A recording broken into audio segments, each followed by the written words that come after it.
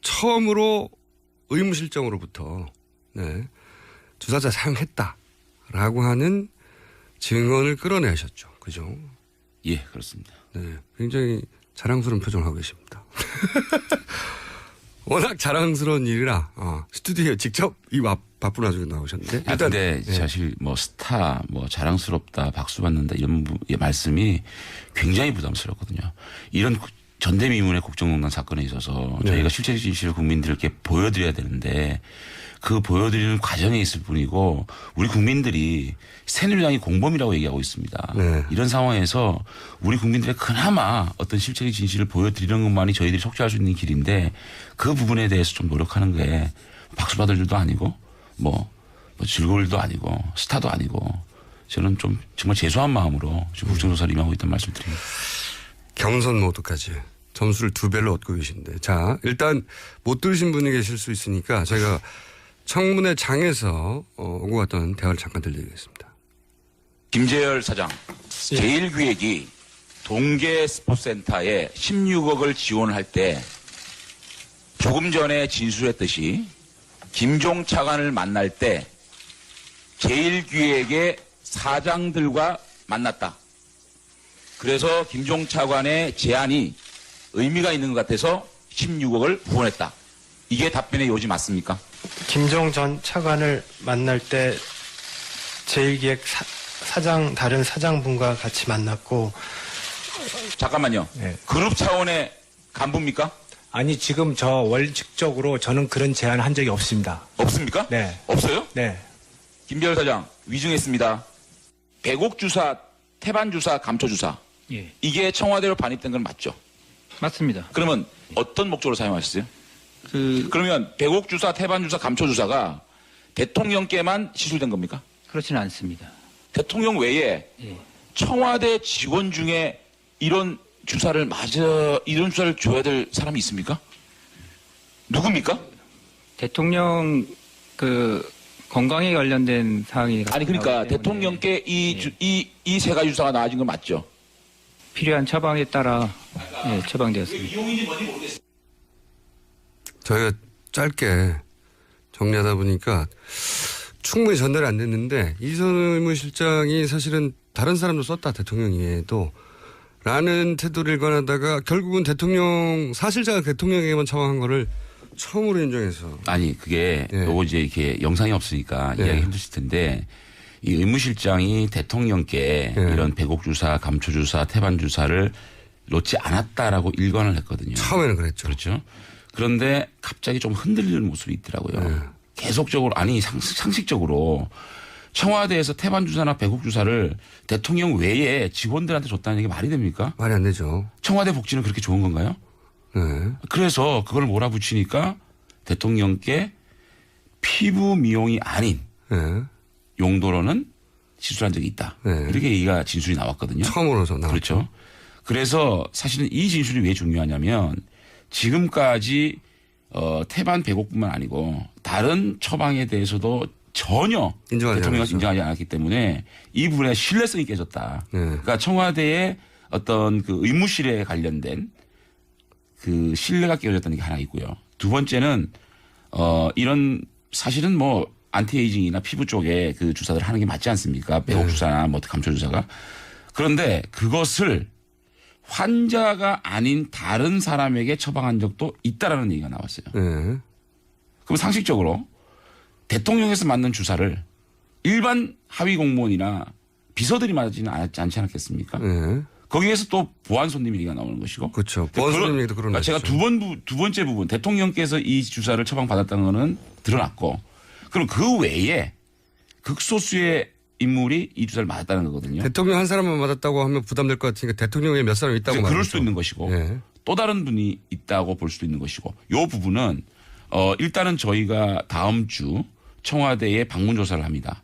그때는 의무 기록을 좀 볼 수가 있고 두 번째는 제가 요청한 부분이 어떤 부분이 있냐면은 개인적인 의무 처방에 대해서 이게 비밀이면 김아무개, 이아무개, 그 이아무개는 무슨 수석실 이렇게라도 다른 맞은 사람 그렇죠. 다른 맞은 사람을 처방을 보여달라라고 했으니까 자료를 한번 기다려보죠. 네. 저희가 약간 부족하니까 본인 스스로 자기 입으로 자기 자랑을 방금 하셨고요. 아니, 예리했어요, 근데. 이 청문회를 지켜보다 보면 그 의원 개개인들의 실력이 나오거든요. 나올 수밖에 없거든요. 짧은 시간 내에 얼마나 증인들을 제대로 정확한 포인트로 몰아가는가. 눈에 자꾸 띄셨어요. 제가. 아니 근데 자꾸만 네. 제가 이제 몰아붙이니까 너무 사람을 몰아붙이는 거 아닌가라고 말씀을 하시고 또 제가 개인적으로 그렇게 사람과 대화할 때 우리 김어준 앵커하고 제가 지금 대화를 나오는 있지만 막 몰아붙이지 않잖아요. 그냥 남의 얘기를 잘 들어주는 스타일인데. 몰아붙여도 돼요? 네. 사실 이번에 청문회를 하면서 네. 제가 이렇게 좀 끝까지 집요하게 몰아붙인 거는 너무 속상한 거예요. 그렇죠. 다 드러나는 거. 아니 우리 국민이 다 아는 거를. 너무 뻔한 거짓말. 아니 그러니까 사실 뭐 이거 다 드러났어요 정황이. 근데 예 죄송합니다라고 하면 또 우리 국민들이 또 얼마나 마음이 좋습니까? 근데 아무리 정황을 들이대고 아무리 포위를 하고 아무리 얘기를 해도 죽어도 안 했다 그러니까 그게 너무 속상했어요. 그러니까 조그만 것도 아무것도 아닌 거. 사실 대통령께서 피로 회복 위해서 조금 이렇게 피부를 탄력을 주기 위해서 회복을 하기 위해서 그런 태반 주사 맞을 수 있잖아요. 그거 솔직히 얘기했으면 이렇게까지 얘기가 증폭되지 않지 않겠습니까? 그러니까 의혹에 의혹을 낳는 오히려 세월호 7시간 같은 경우에도 더 적극적으로 청와대가 나서서 해명을 해야 될 거 아닙니까? 모든 자료를 주고 사실 청와대에 어떤 사람들이 들어왔느냐 출입기록 이거 내놓으면서까지 해명을 해야 됩니다. 그리고 의무시설 또 의료시설 또 어떤 그 처방전 이런 것들도 다 내놓으면서 우리 대통령 이런 거 먹지 않고 이런 거 맞지 않았다고 얘기를 해야 되는 거 아닙니까?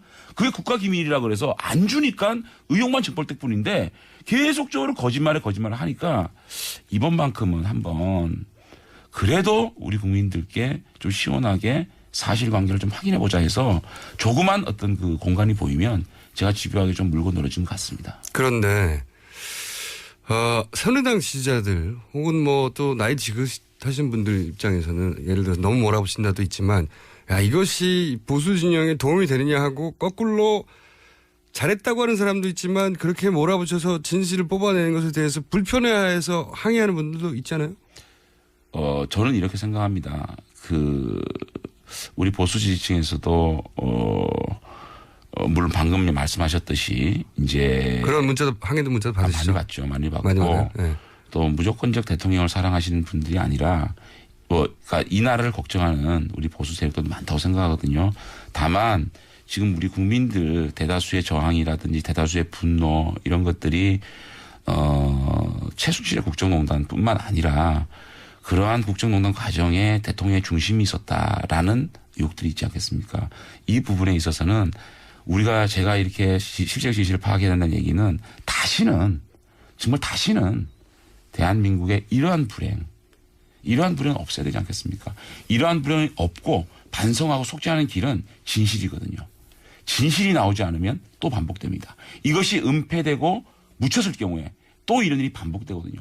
정말 이번을 통해서 이런 일만큼은 정말 사인에게 정말 국민으로부터 이양받은 신성한 권력을 이렇게 사인에게 줘버리고 그 사인은 그 실세들하고 어울려서 치부하고 농단하고 또 그 딸에게 전대미문의 특혜를 주고 그래서 기업과 정부와 대한민국의 최고의 사학들이 들썩대는 이런 나라 다시는 보지 말아야 될 거 아닙니까? 그래서 제가 이렇게 하고 있는 겁니다. 제가 장재현 의원님을 눈앞에서 인터뷰하는 건 처음인데 제가 쭉 지켜보면서 이건 꼭 정치를 해야 되는 분이 맞는 것 같다 생각한 게 지금 이 짧은 1분 동안 눈을 감고 격정적으로 손짓을 하며 저 혼자 있는데 맞은편에 이분은 꼭 정치를 하셔야 되는 분이 맞다. 저를 설득하기 위해서 표정 손짓 눈을 감았다가 떴다가 이분 꼭 정치하실 분인 것 같고요. 잘 어울리시는 것 같아요. 근데 또 그 직전에 표창원 의원과 사대 대전이 한번 있었습니까? 사대 대전. 맞아요. 그때는 또 정반대로 공격 좀 많이 받으셨죠. 저희가 잠깐 모르시는 분을 위해서 컷을 하나 준비했어요. 예의가 먼저 차리세요. 오케이. 예의를 공개해놓고 봅시다. 할 짓을 해야지 말이야. 뭐? 장재원. 왜 표창원? 이리 와봐. 할 짓? 아니, 자, 의원님. 장면 이러면 안 돼. 빨리. 장관님.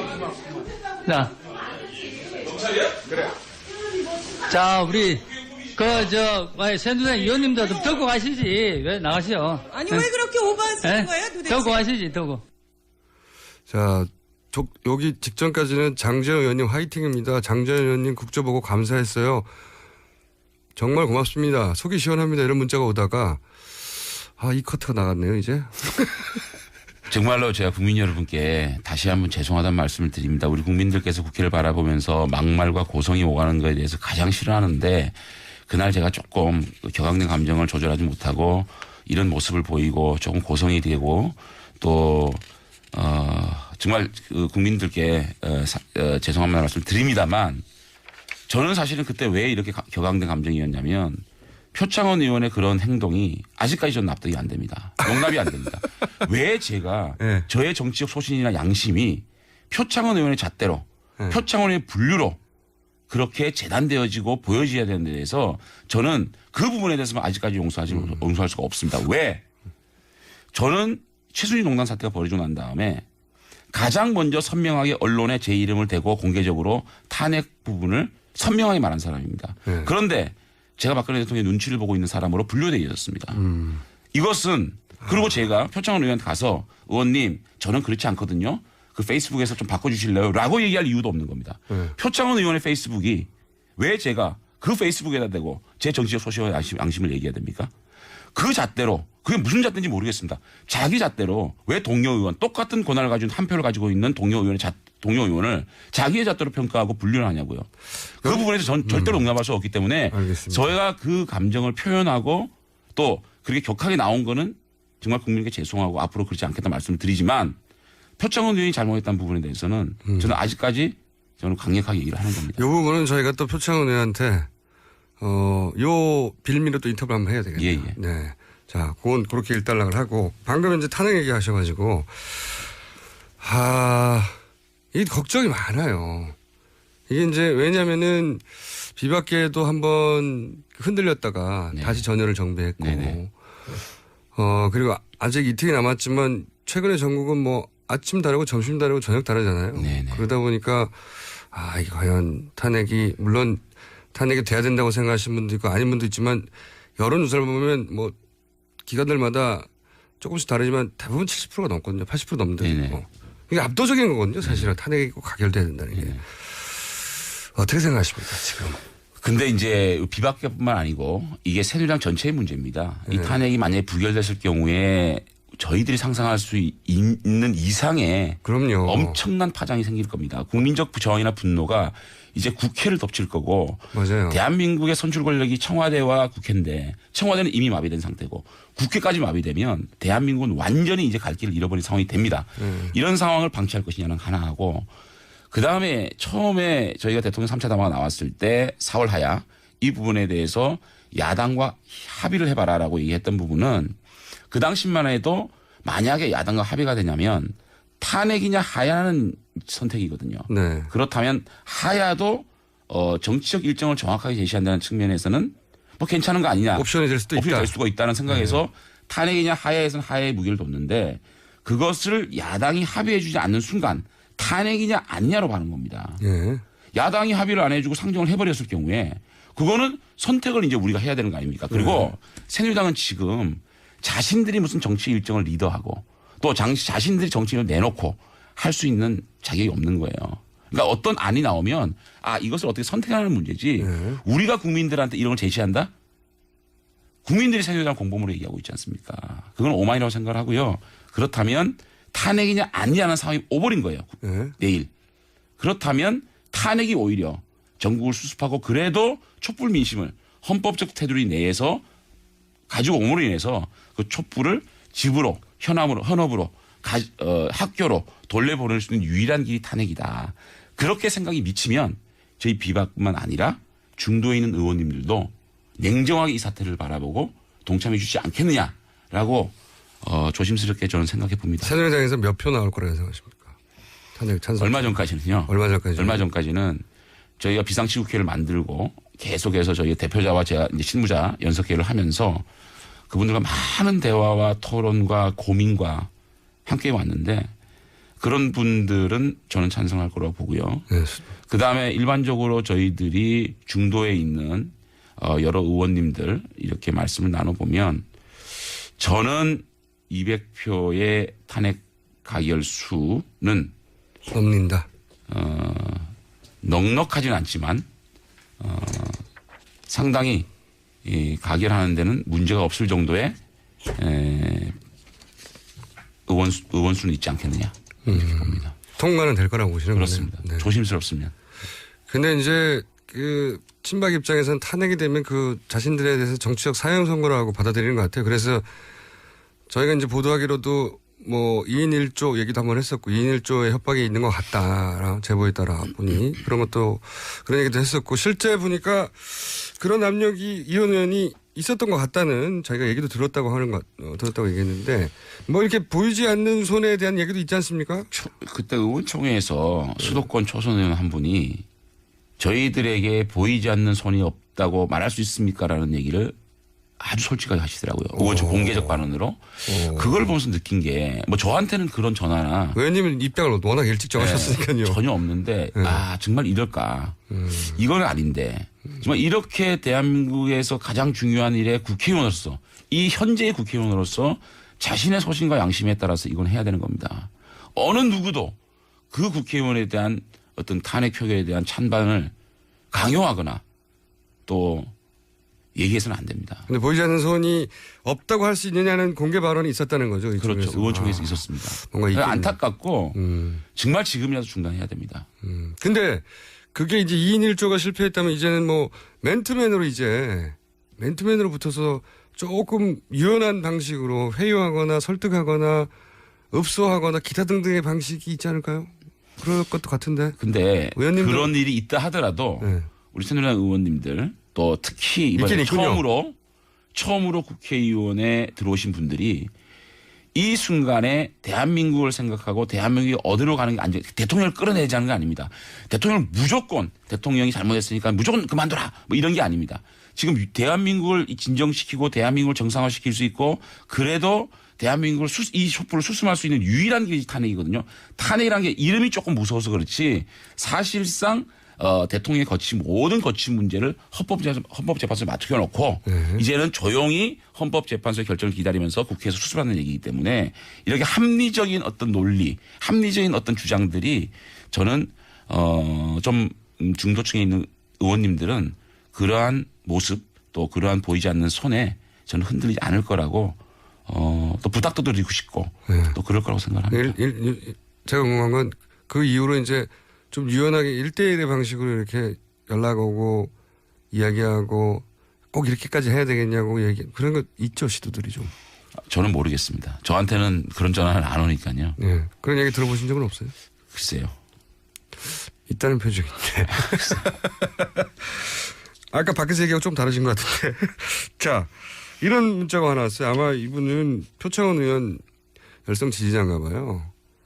청문회에서 워낙 잘하셔서 표창원 의원 지지자인데도 불구하고 표창원 의원 괴롭힌 거 한번 봐드릴게요.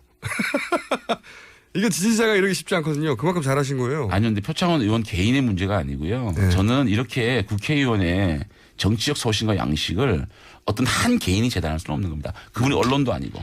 언론도 전화가 와서 실명 게재를 물어보거든요. 저는 실명 게재를 허락했기 때문에 각종 방송에서 제가 탄핵 찬성자로 나가는 거거든요. 그건 자신이 결정하는 문제지 타인에 의해서 강요받을 부분은 아니라고 생각합니다. 네, 여기 그 부분에서 사실 뭐 그분 어떤 분인지 모르겠는데 저는 그분도 사랑하고요. 고맙고요. 어쨌든 표창원 의원과 개인적으로 친합니다. 늘 방송에서 토론도 같이 했고 해왔는데 이런 부분에 대해서는 표창원 의원하고 뭐 악수도 했고요. 그래서 그런 부분은 화해를 했습니다. 다만 서로 이런 방식 정치를 대한 방식이 틀린 거잖아요. 그래서 개인적인 어떤 표창원 의원과의 감정은 아니라는 말씀을 드립니다. 알겠습니다. 저희가 첫 번째로 꼽은 청문회를 제대로 스타라는 표현을 쓰지 않을게요. 제대로 청문회 정신에 맞게 질의하고 성과를 낸 의원으로 저희가 첫 번째로 선정하신 분이고 이제 탄핵 의결이 내일인데 만약에 탄핵이 가결이 안 되면 다시 한번 제일 먼저 불러서 혼을 내줄 분으로. 알겠습니다. 자, 스튜디오에 직접 나오셨습니다. 바쁜 와중에 또 오늘 말씀 여기까지 듣겠고 자주 나와주십시오. 고맙습니다. 자주 불러주십시오. 네, 지금까지 새누리당의 장재원 의원이었습니다.